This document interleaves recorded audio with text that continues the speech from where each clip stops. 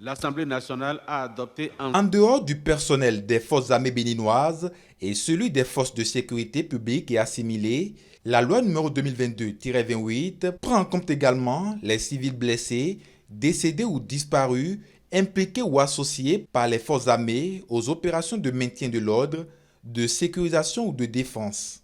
Les critères d'indemnisation des ayants droit sont contenus dans l'article 4.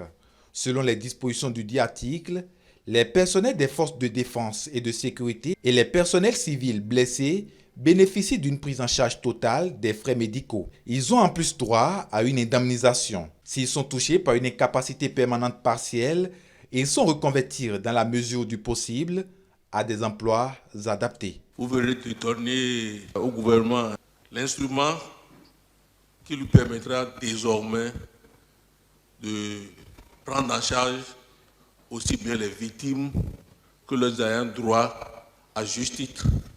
Et actuellement, nous avons besoin d'une motivation totale de tout le personnel militaire et ne pas seulement se recroqueviller sur leur serment qui dit qu'ils sont prêts à aller jusqu'au sacrifice suprême en passant par les invalidités.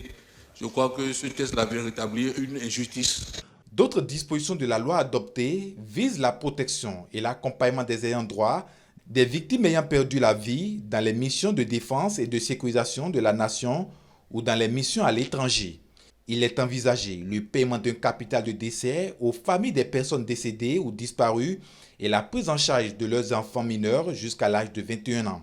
Toujours au cours des débats, les recommandations ont été faites au gouvernement au fin de prendre des mesures particulières pour faciliter la constitution des dossiers des victimes ou de leurs ayants droit et d'assurer le suivi rigoureux des dits dossiers.